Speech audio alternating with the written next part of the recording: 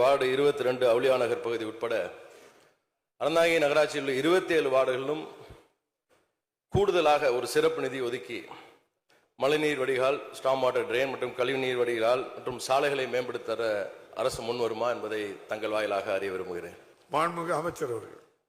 மாண்பு பேரவைத் தலைவர் அவர்களே, மாண்பு முதல்வர் பொறுப்பேற்றுக் கொண்ட இந்த 3 ஆண்டு காலத்தில் எந்த நகராட்சிக்கும் குறைவில்லாமல் ஒவ்வொரு நகராட்சிக்கும் நிதியை ஒதுக்கி தந்து பணிகள் நடைபெற்று வருகிறது.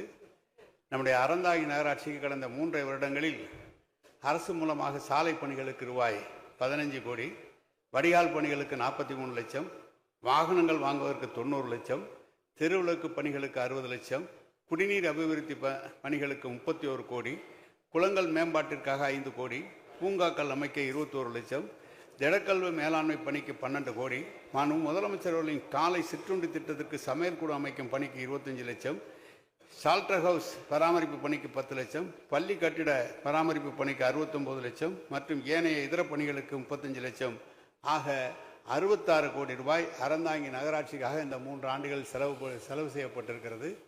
இன்றும் மாண்பு உறுப்பினர் எந்த பணி முடியாமல் இருக்கிறது என்று சொன்னால் அதையும் மாண்பு முதலமைச்சருடைய அனுமதியை பெற்று நிதிநிலைக்கு ஏற்ப சீரமைத்து தரப்படும் என்பதை தெரிவித்துக் கொள்கிறேன். மாண்புமிகு உறுப்பினர் ராமச்சந்திரன். மாண்பு பேரவைத் தலைவர் அவர்களே, அமைச்சர் பதிலுக்கு மீண்டும் நன்றி.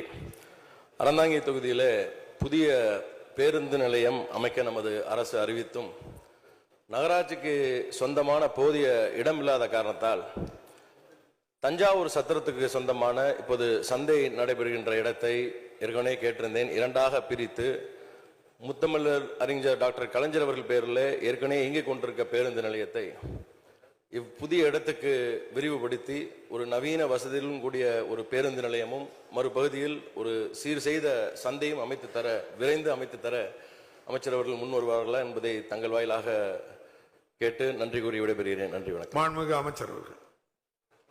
மாண்புமிகு பேரவைத் தலைவர்களே, மாண்பு உறுப்பினர் சொன்னதை கவனமாக நாங்கள் கேட்கிறோம். இப்பொழுது நிலம் கையகப்படுத்துவது என்று சொன்னால் மிகப்பெரிய பொருள் செலவு வருகிறது. பேருந்து நிலையத்திற்கோ அல்லது சந்தைக்கோ கட்ட வேண்டிய பொருள் செலவை காட்டிலும் நிலம் கையகப்படுத்துவதிலே பெரிய செலவு ஏற்படுகிறது.